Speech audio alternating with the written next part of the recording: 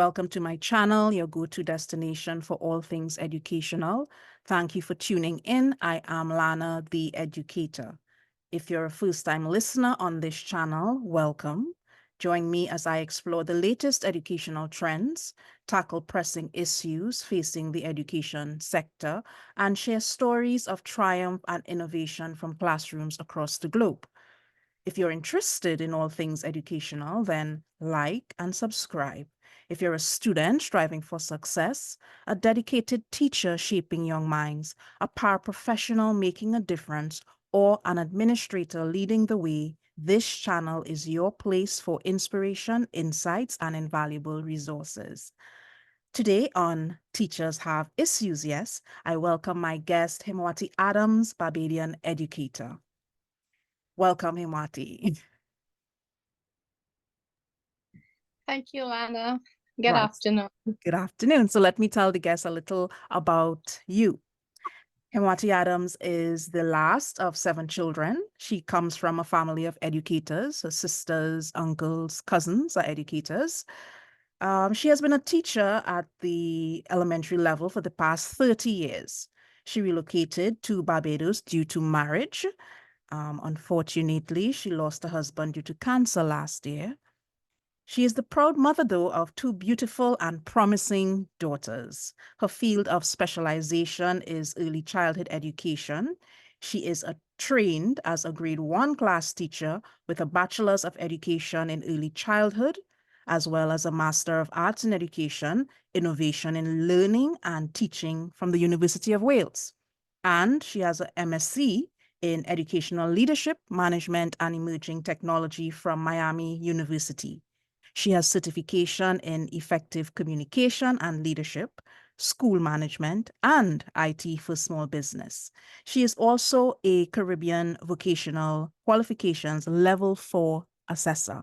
So a well-qualified guest on our program today. Thank you, Lana.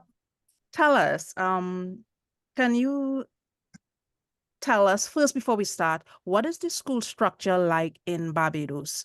In terms of, does it run from elementary or pre-K into primary school, secondary? What does the structure look like? Good afternoon, everyone listening. The structure of the primary system is they have, some schools have a nursery section that leads up into the primary school, as we would call it, and it goes to the class 4. Okay. Not all the primary schools have the nursery section. Okay. Yes. And all of this is within the primary level. And yes, do they sit common entrance, they call it still? Do they sit that? yeah, Okay. And then yeah, they go off into secondary school. correct. Okay. So I guess it's similar to ours here. Yes, most Caribbean countries. Can you describe your school for us? What is it like? Is it part of a primary school, or is it an isolated elementary school? No, it is a government-run primary school. It is not isolated. It is the school that I'm currently at. It is the only boys' school at the primary level in Barbados.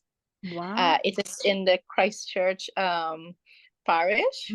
Yes, and we have been doing really, really well when it comes to these boys. We have some promising students who they're interested a lot in extracurricular activities and academic. The area is a mixed ability area.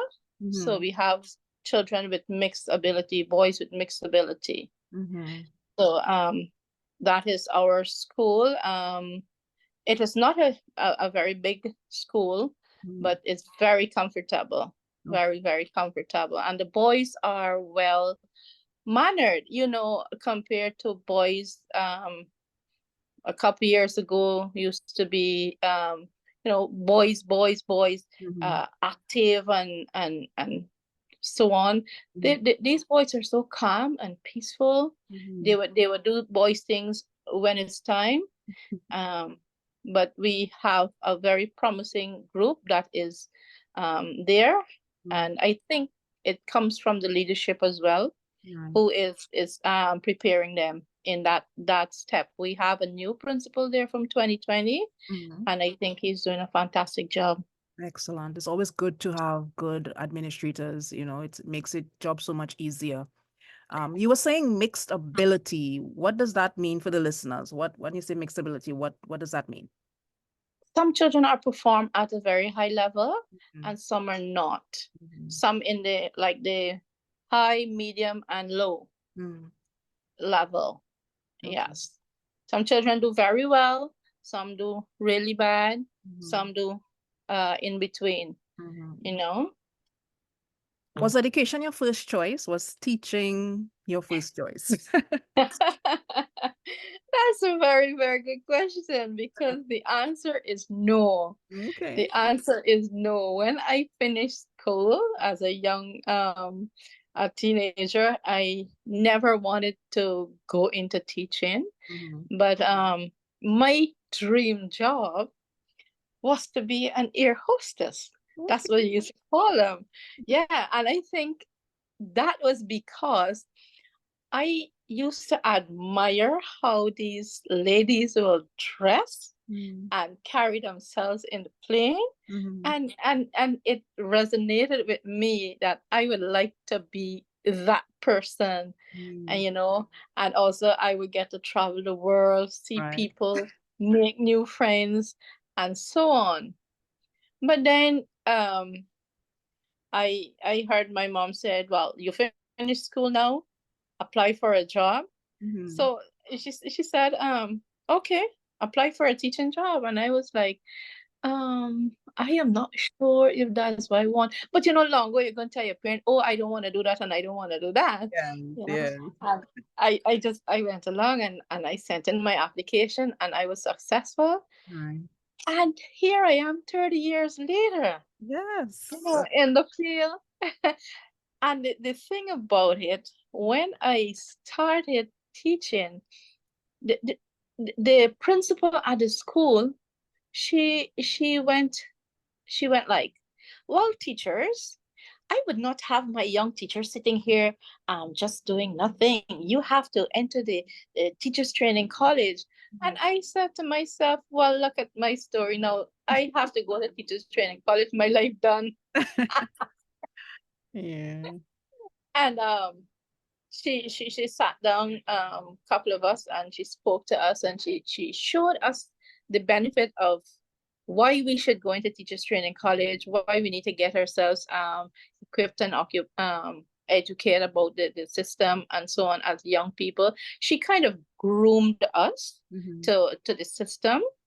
And she also said to us that it is a job that you do not take lightly, because you are molding minds, and if you really don't want it, don't stay in it.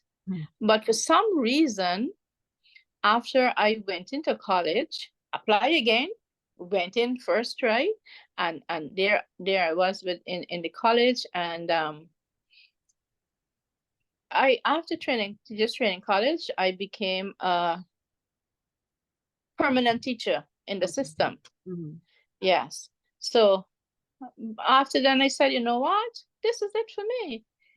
I don't think I have anywhere to go. And then I took it from there. I did other courses to enhance my knowledge in the teaching field and regarding children and so on. And I start to do research and make inquiries about teaching and what it takes, and the different dynamics of teaching and what it requires, and so. And I became very, very close with my principal, because she was like a mentor to me. And then she realized that I am developing this passion for teaching. And then she looked at my methods and my whole disposition about coming to work. I used to go to work early, on time, well prepared, notes a lesson, well dressed, and those kind of things. So she felt that. She said, you know what, I think you're in the right job. And I said, okay. And I just took her advice along with my mom, and I stayed there. And I proceed to continue training in that. And where I started was a nursery school. Right. And I decided to stay in the nursery school for the simple reason that I am short and petite. I said, I would not like to go in the secondary school because some of those children are bigger than I am. And Yes. I don't want to get, and I am a stickler for discipline, but can be very flexible when it comes to students. And I said, you know what? Let me stay with my little babies, and I will take it from there. And so I did. And today I have not regretted being in the nursery school or the primary section. No, at all, not at all, because I enjoy them. I enjoy them. We're I've gained a lot of respect from these children, as well as their parents and so on. Nice. Very good. Yes. So what is Back home in Ghana and here as well. Excellent. What does a typical school day look like for you? How does your day start at that level? Oh, wow. Well, our school starts at 8:45, but most of the time you get there like 45 minutes before. Sometimes you get there like a half an hour, 15 minutes before, depends on the day. And we have our children would come in. They would come in and they have activities already there that would they would involve in, like, to settle them down, because some of them would come and cry. Because I have the young ones, I try to get a school where I can welcome them. So when they come to school, they see me and they see that they have their teacher there, because a lot of them cry. Well, for the first time, they cry because they want mommy. I have a boy who, this is the third term.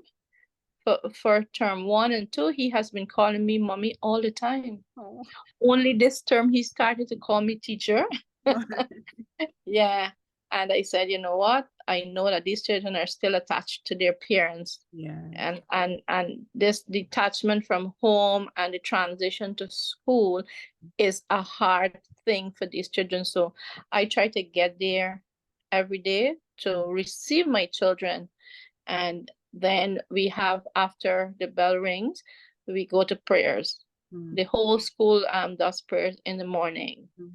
Every morning we have prayers for different activities. We have like General Assembly, then we have house prayers, and the different prayers for the week. It is sorted out in that way. After prayers, we go to our scheduled timetable and we work from that. Okay. Nice. So what is your philosophy when it comes to teaching? You have been teaching for a long time, 30 years. So I think by now you would know where you stand. What would you say is your teaching philosophy? My teaching philosophy would be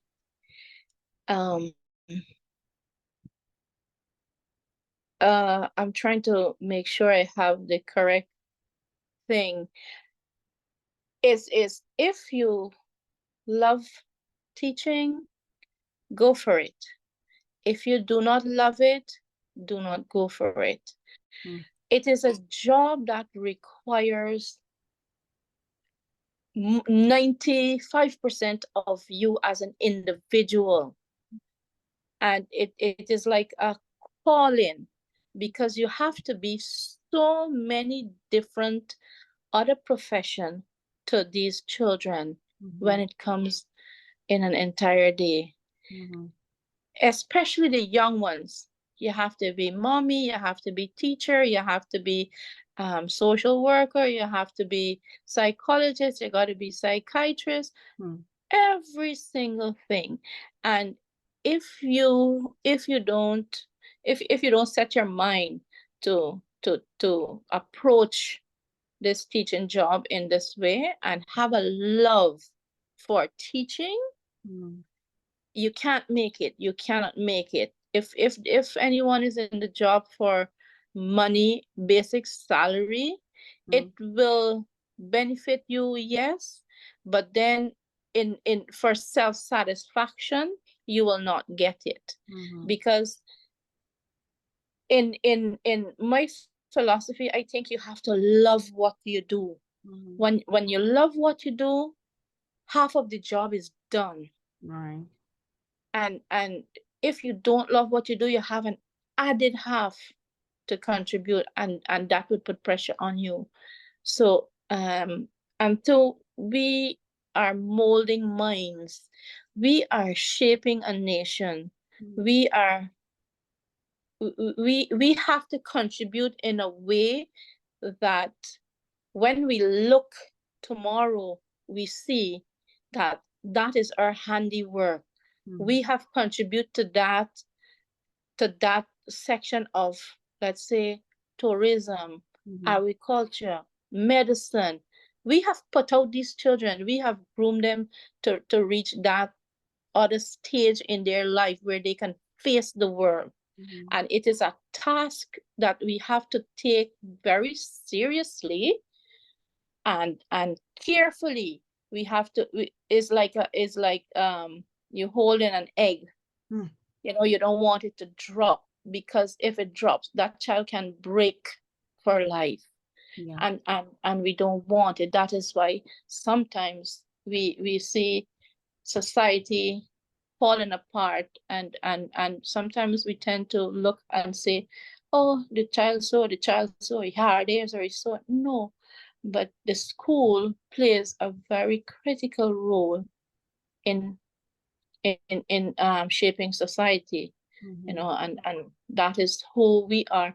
So I am saying you must have a love, a dedication, a commitment, and be consistent when you are going to get into teaching, because it requires those things to get good and well-rounded children coming out.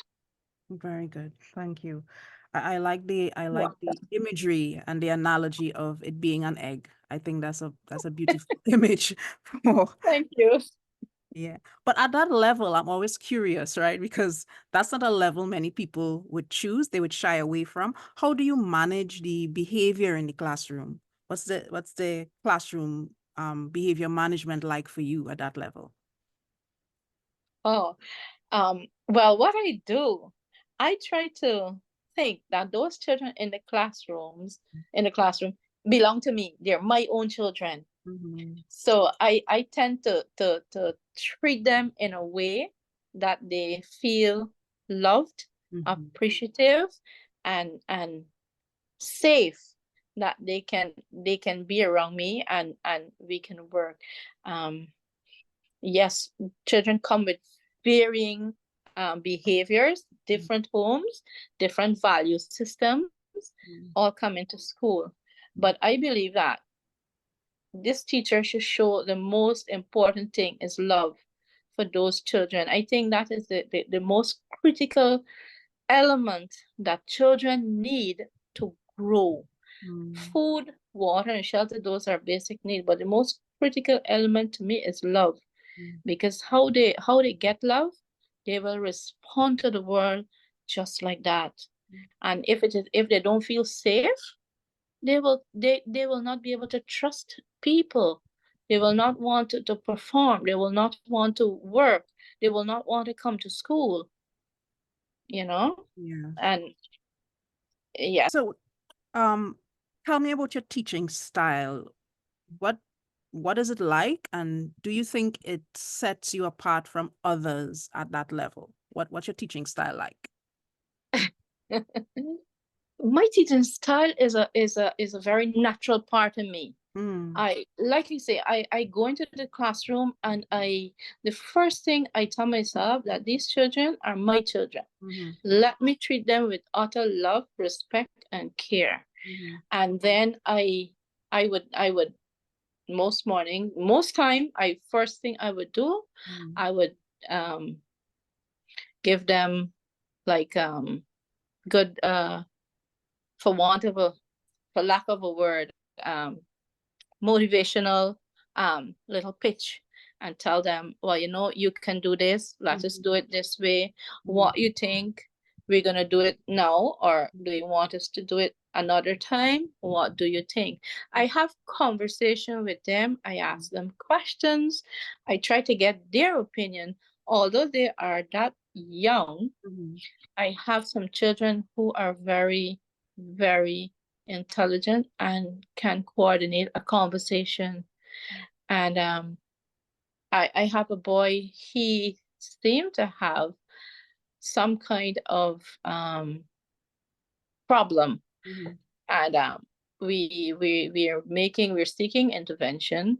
But although he has this issue, this child is so smart.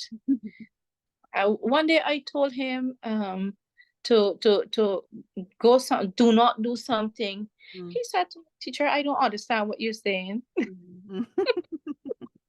I said, if you are so smart to tell me that you do not understand. And this is a child who came in school and I could not understand one word that he was saying, and this is his third term, and he is able to converse with me and tell me he does not understand. And I think that was a tactic he used to trick me. Because he didn't want to do what I asked him to do. He told me, he said, "Teacher, I don't understand what you are saying." I said, "Oh, I am speaking very clearly. Do not do so and so and so." And he said it again, "Teacher, I don't understand what you're saying." Smart little ones. And what I do also, I interact with the parent. I have a very, very close rapport with all my parents, because I believe that you have to bridge the gap between home and school, and you have to involve parents. And once I see that there is a shortfall somewhere, I nip it in the bud. I would have a conversation like in the afternoon when the parents come to collect the children. I would have a little conversation with them. For example, I had this child who used to wet himself all the time. And he would not use the school bathroom. And then I spoke to the early childhood coordinator. I spoke to the principal, and then I spoke to the parent, because I didn't get any resolution speaking to my in-house, because we tried everything and nothing worked. So I had a conversation with the mother, and I told her what is happening in the classroom, and I don't think he is ready for school. And the mother was so heartbroken, and I felt her pain when I had the conversation. I felt her pain, because to me, she wanted her son to come to school, but because of this issue, he would not be able to come to school now, because like sometime soon as 9:30, he would wet himself. I would change him. Then by 11 o'clock, he wet himself again. He doesn't have any more clothes to change. So she has to come and take him home. And I could see she used to be very frustrated.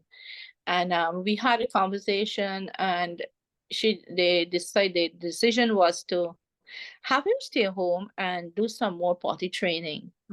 But the mother said that he uses it very well at home, and she doesn't know the reason why. So when he came back to school after the Christmas vacation, he was still doing the same thing. So I decided to take him to the bathroom myself. So I told him, I said, let's go to the bathroom. And I started taking him at different intervals that I think he might want to use it. And he started to use it. So I used to go with him, put him in the stall. I would stand up outside, but where he could see me, to reassure him that if that was a frightening space for him, I was there. And I took him on a couple occasions. And then I sent him with one of his classmates, a very responsible child. And I did that like 2 times or 3 times. And after that, he started to go to the bathroom on his own. Nice. Excellent. And he never had to stay home after that again. And the mother was so pleased and so happy. Yeah. So you see, communicating with parents is very, very, very critical and important for the child's development. Because if we did not have that conversation, she didn't work with me, that child could have been suffering all now. Yes. You know? Yeah. Missing out crucial learning. Yes. And the child was a child who never used to speak to. Wow. All right. Now the child talks to me, teacher, may I use the bathroom?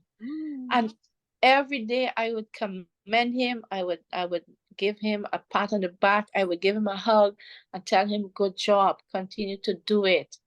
And man, he is talking so nicely. And again, on the same note, I let the parent know how the child is doing. When he is progressing, I let her know. And it makes, I can see she feels really good that improvement is taking place. Yes. Excellent. Thank you.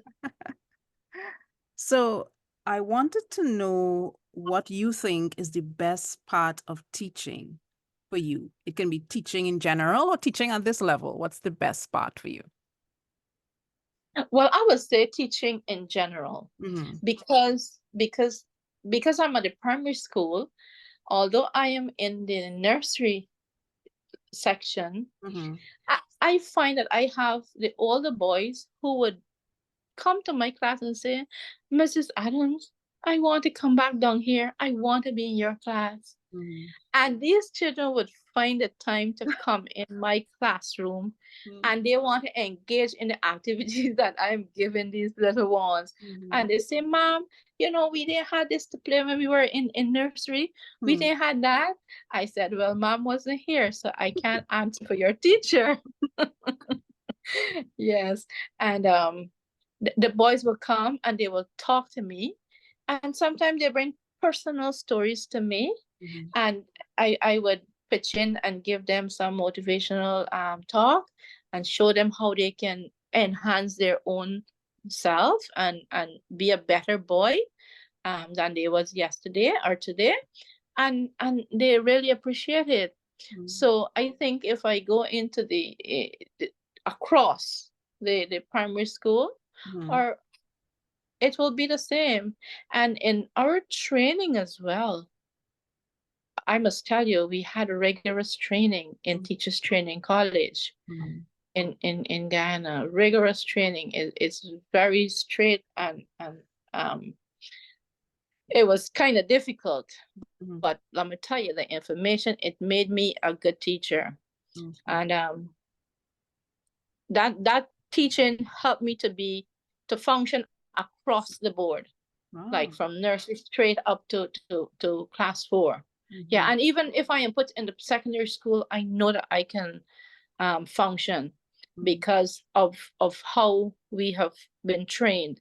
And you see, because children look for one thing, sometimes children come to school, they don't need material things, they just need to hear, you can do it.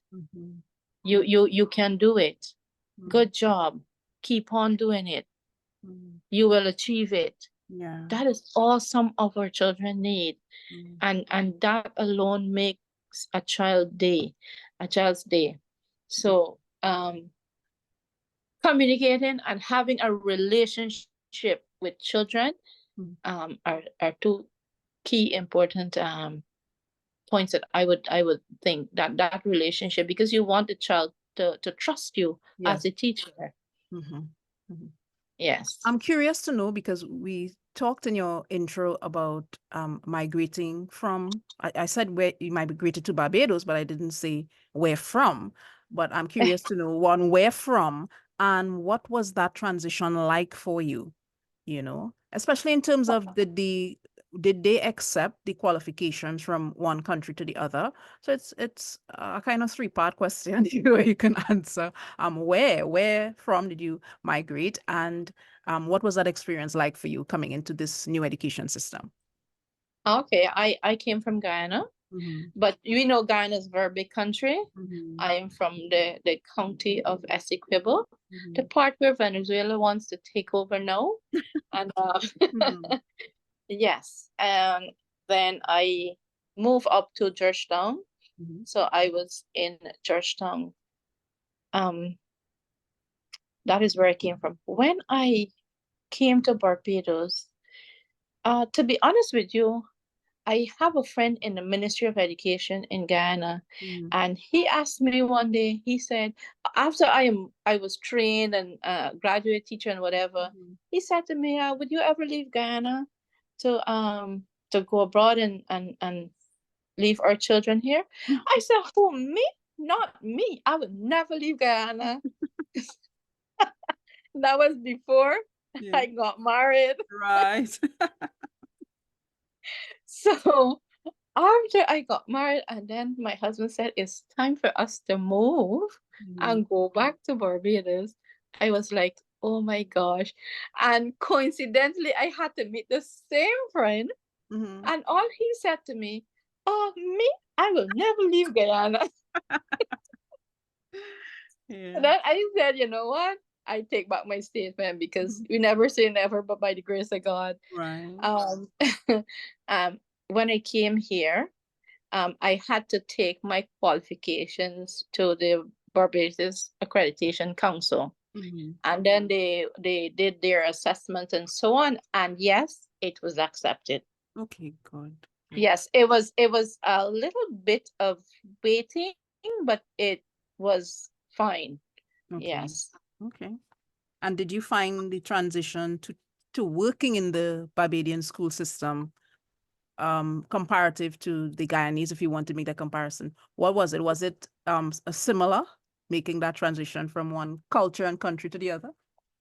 No, it had similarity, but it was a little different for me, because they do things a little different. Every culture has their own thing. So they did. But what I would say, I prefer the Barbadian culture. I like it. It is more smooth. It's friendly. It's very cordial, and things happen. I like the atmosphere. When I first started teaching, the teacher that was at a private school, a lovely lady, she took all my qualifications and everything, and when they gave the go ahead for the acceptance, she drove to my home, and she told me, she brought all the other documents. She said, you're accepted, and this is what you have to do. And I found that so different to Guyana, where you would have to walk into an office to hear this or hear that. And I felt so warm and welcome. And I had a good beginning here, to be honest. Excellent. So we're back with Haimwattie Adams, a Barbadian educator, and she's very entertaining here, telling us about her experiences in the classroom in Barbados at the elementary level. So tell us what qualities you think make a successful elementary school teacher. Okay, the first quality I would look at is dedication. An elementary teacher must be dedicated. The second one is committed. Commitment, love, and rest. Dedication, commitment, and love. Pure love. Not pretense love. Because children feel these things. They feel them. They know when teacher just say, good job, or you can do it. But when they hear good job, You can do it. They listen to your tone. They watch you. They try to make a picture of you and keep it somewhere in the mind that they will forever hold on to. I remember my daughter when she was in primary school. If I saw something she had wrong when she had homework, I could not get her to change that because she was so into this teacher. She loved her teacher. And this teacher did nothing wrong for this child. I couldn't get her to change what she had wrong to the right, you know? That, So she had that love, and she felt that love from her teacher, you know? And even recently we were driving through the mall, and she saw this teacher by by a flash, and then she said, "Mommy, look, Miss McCarty." And it was like, "Where is she?" She said, "Look, she's going over there." Because she always loved this teacher. She wow. always loved this teacher, yes.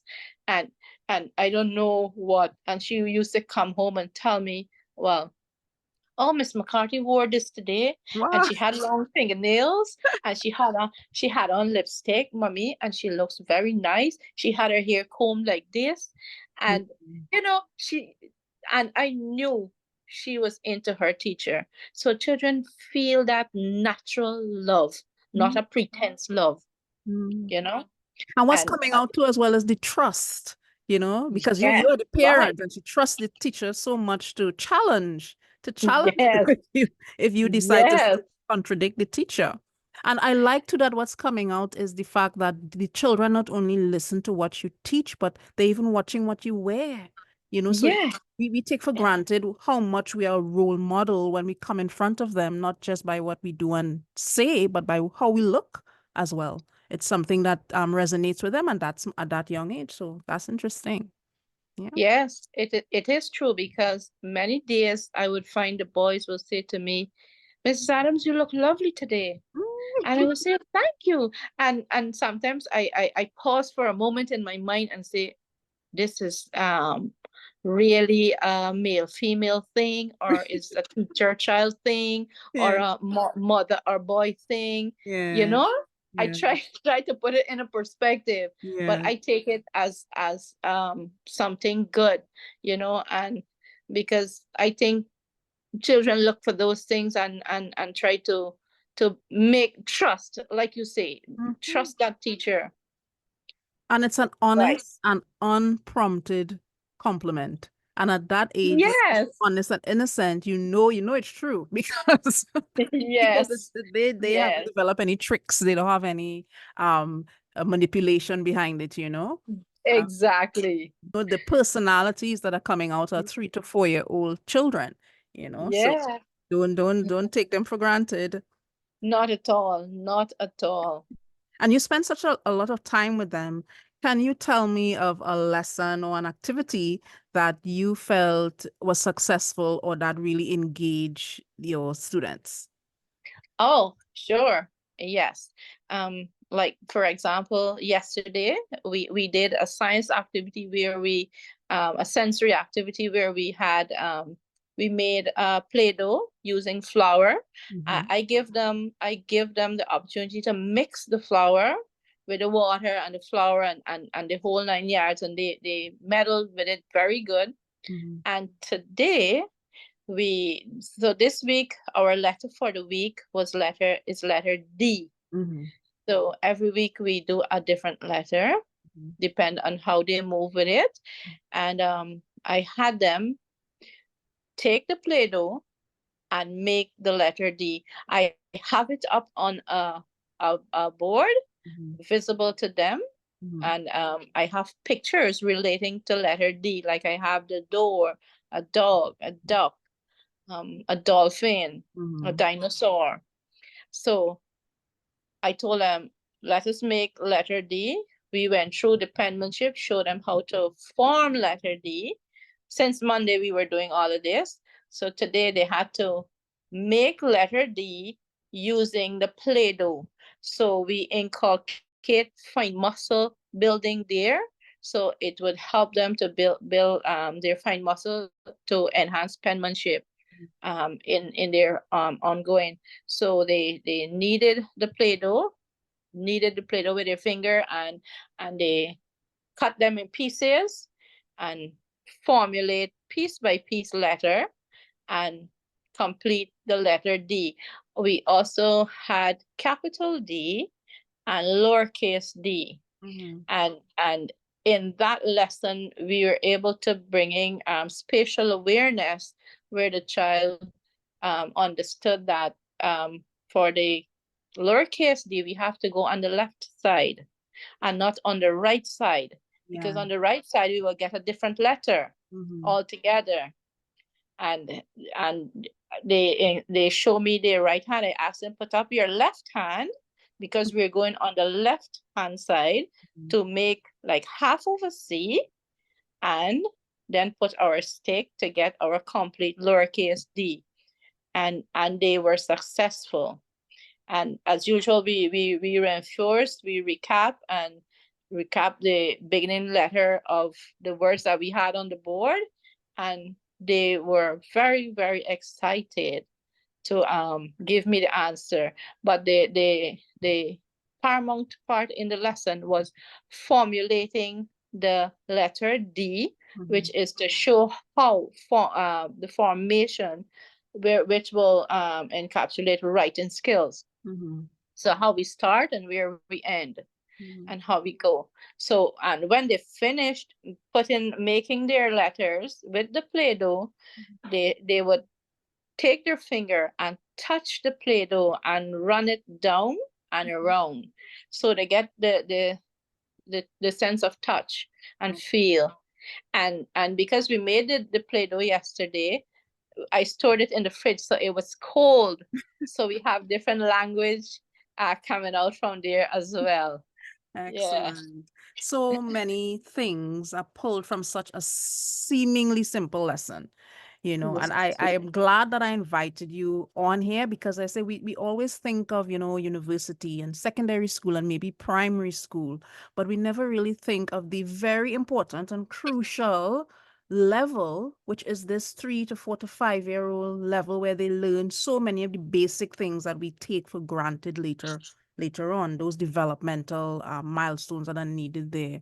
So I'm glad that people are getting to hear what takes place at that particular level, Yeah, if I may say, that stage of a child, I think a lot of people take it for granted that, oh, these children are young and they don't understand certain things yet. Wait till they get into secondary school, they can know different. But no, that age is the most critical part, where the children learn and never forget. And that is where they build on.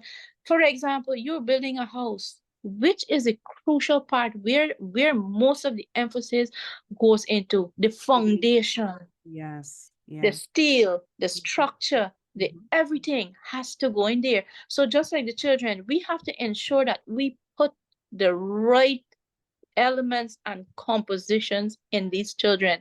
For example, if you're doing a particular topic, you have to make sure that you're knowledgeable, you give them the correct way, because they will not part with them. For example, like my daughter, she did not want to erase what the teacher said, because she thinks that what the teacher said was 100% correct, and I cannot go against my teacher.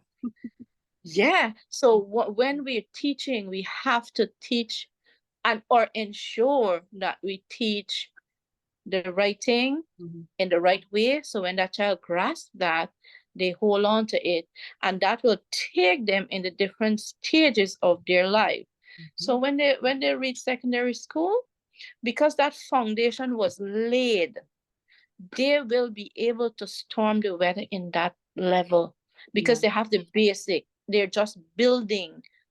And sometimes I tell people secondary school teachers don't really have much work to do. We in the primary school do all the work. Can you start a war here? But it is true. It is true. I remember having a conversation with a colleague, and I say, these elementary school teachers and infant one and infant two, or second year or first year, whatever we call it, when you think of trying to get a child to understand the concept of one, that if you show them one finger, it can be the same as one orange or one pencil, to just transfer the concept of learning the skill. That is very important and a tricky thing where you are starting from tabula rasa, as they say, a clean slate where Yes. they have no point of reference. So I certainly don't take for granted the work that is done at this particular level. It's a lot of work and energy to work with Yes. children at that Yes. level, because it's constant energy that they're coming with from the time they come to school as well. I'm Yeah, curious. because we have Yeah, to, sorry, go ahead. we have to get them to want to learn these concepts. So we just can't say, okay, these are the notes on the board, take them, go Right. home. No, we have to get them to love what they are doing in the classroom. So we have to look at the psychological part, the emotional part, the mental, every single thing in the primary school. And then it's not only for one subject area, it is for maths, language, science, art, everything, all the subjects. Whereas in the secondary school, some teachers only teach English or teach maths or teach chemistry. See the difference. So I I am think glad teachers you in brought the that up. primary school work very hard. Yes, please understand that they teach every sort of subject down there. One teacher teaching Yes, many subjects, as Miss Adams here mentioned, art and science, and then you move to math and spelling, mental, yeah, agriculture, sometimes dance, drama, so many things that you will have yes, to do in one day over one term. So, correct.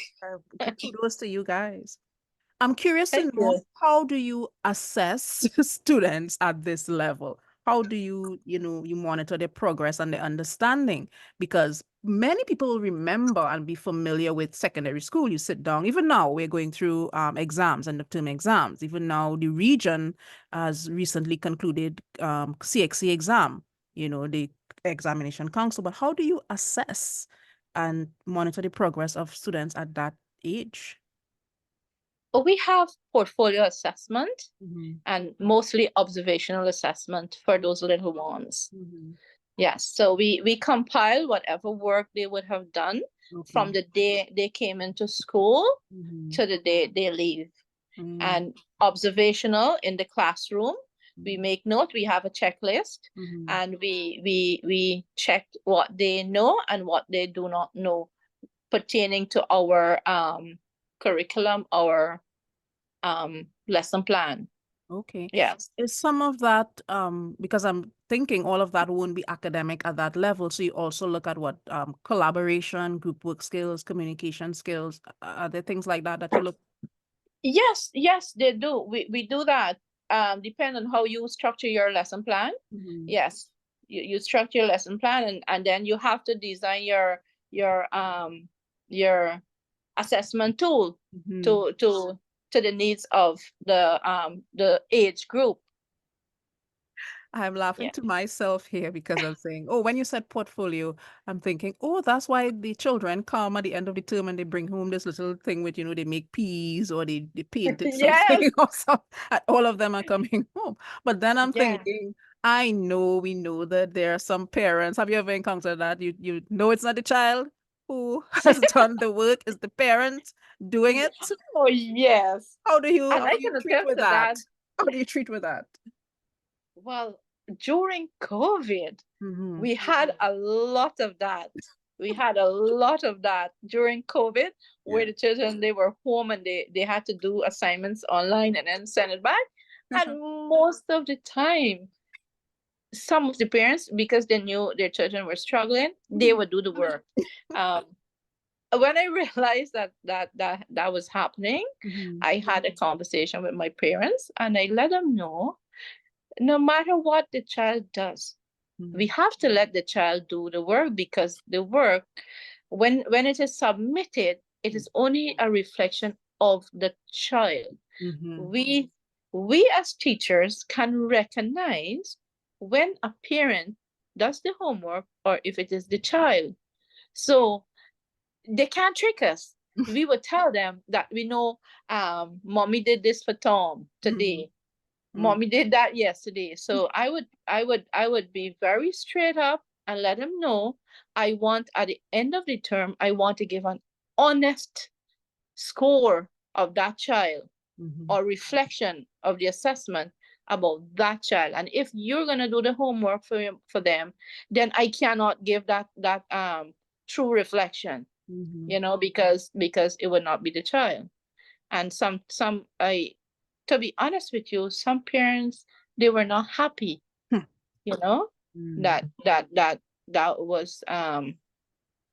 was so. But I had to let them know that at the end of the day, it is the child's effort. If the child makes a single stroke on that paper, that is the child's effort, and we have to assess that, or grade that, or mark that accordingly. And then we will know by the time the child leaves this class and goes into the next class, we will see that stroke moved from a straight line to a curved line, then into a letter, and so on and so on. So we reach out to the parents, we let them know. And yes, we used to see parents doing homework for children, and it was not recommended at all. Yeah, because you're hindering their development, because you Correct. just earlier spoke to us about how many skills come out of that, what seemingly simple thing of using the dough to make the letter D and not mistake it for the letter B. There's a lot of skills there. So I think parents need to understand you're robbing the child of the opportunity to develop motor skills and reasoning skills if you do the homework for them, if you do the activity for them. Yeah, very important point. Correct. So what is something you wish non-teachers knew about teaching? People who don't teach, what is something you wish they knew about teaching? How to teach. You wish they knew how to teach. Would that put us out of a job? Not at all. Never. Because a teacher is always a teacher. The skill that we have garnered in training has shaped us to that level of skill that they can't take her job because the children trust us. They trust their teachers, that teachers are always right. Teachers know what they're doing. And like I tell you, they say, my teacher says so, and my teacher says so. Yeah. And it is true. I wish some people know how to deal with children. For example, I would even say teacher, parents. When I was a parent at that young age, I mean, my daughter, I don't think I had all the skills too, I don't think I had all the skills. But as I grew in the teaching profession, it helped me. It enhanced my skill to deal with my own family, my children. And what I would like parents to know is to how to deal with their children, and do not take children for granted, as young as they may be, because as adults we don't understand that children take time to process information in their heads and then put it out. What we call assimilation and accommodation. And when they would have done that, by the time they're in a setting, they move from that one setting to another, and the child has to process another setting again, to get over that information. So that teaching thing is what teachers only can understand, because we went to the teachers training college, and that is what we were taught. A mom at home, an auntie, an uncle keeping a child on they would not understand that. They would just go with what they know and think that, okay, let's say for example, a teenager, she big, she should have known what she had to do, and this and that. Whereas the child is still a child. The child is still growing mentally, emotionally, physically, everything, Same thing with the young child. it is important to understand children.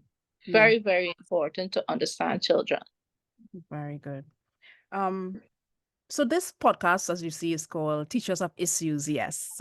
What would you say is one of the issues that teachers have? Doesn't have to be Oh, something negative, but it could be something positive. But what is one of the issues we might want to highlight? well, okay. That is a very, very good question. And I would all time, for 30 years, I've been saying this. The issues teachers always experience in the classroom is lack of resources. For example, we're in the early childhood, the nursery department. The nursery department should be outfitted with equipment and resources to meet those children's development.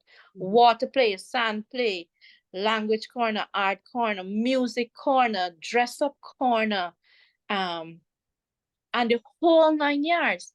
But in some schools, you do not even have a sink for the child to wash their hand, his or her hand, you know? So it is, and then you have to leave the classroom to take the child to the bathroom to get the hand wash or so and so. So resources and material are critical for effective growth in education, to help children perform to their best. Because in that area, we have to present opportunities for these children to discover, to create, to be able to reason, to make them thinkers. And if we do not have the opportunity, then they would be losing out. And I think not only in Barbados, it is a global issue, especially developing states like us in the Caribbean. Because I experienced that in Ghana. I experienced that in Ghana, and I know some schools are experiencing here. Here is no different. No. Yes. Very crucial point. Well, thank you so much, Haimwattie Adams, Barbadian educator. I want my listeners to know that you empower minds and you ignite curiosity. Thank you so much to my guests this afternoon. You're very welcome, and it's my pleasure anytime.